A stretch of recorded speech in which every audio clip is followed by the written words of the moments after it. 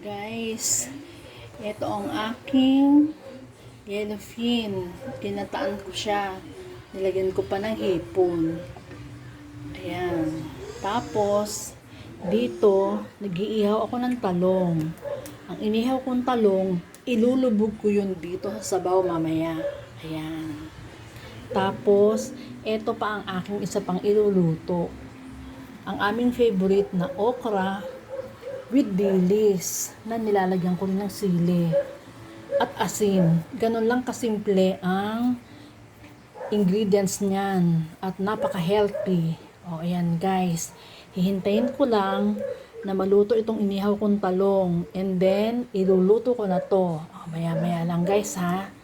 Wait lang tayo. Eto na guys, lagyan natin ng mantika ang ating kawali. Piprito natin ang ating dilis.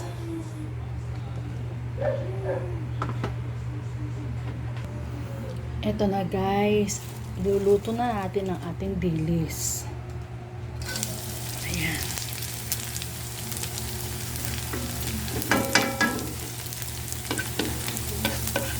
Madali lang prituhin yan kasi nga ang liliit niya. Bango. Bango.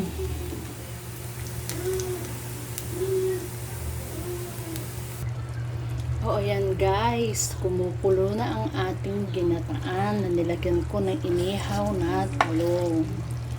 Ayan. Talagang pakukuluin lang natin yan. Okay na yan.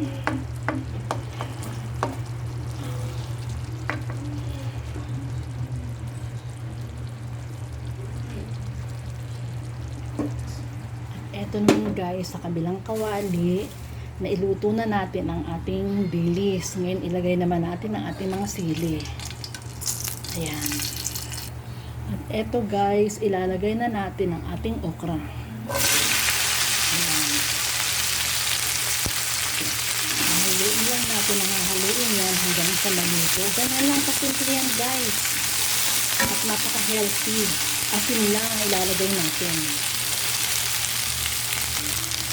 Eto guys, lagyan na natin ang asin.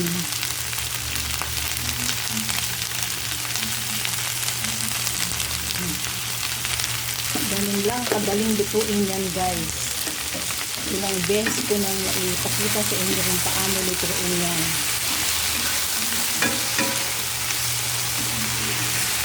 Pagluto na yan, saka natin ihahalo ang dilis. Yan.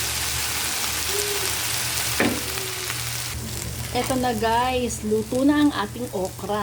Ngayon, ilalagay na natin ang ating dilis. Ayan. Tapos, haluin natin.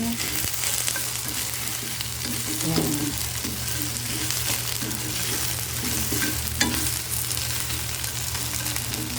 And then, haluin na natin. Luto na siya. Dito natin siya ilalagay. Para kasi hindi siya ma-overcook kasi mainit ang kawali. O, ayan guys. Eto na. At eto pang isa nating ulam. O, ayan. O, diba? Isang medyo strong ang lasa at isang mahinhin ang lasa. Perfect combi. Okay, bye. See you next time. Thank you for watching. Bye.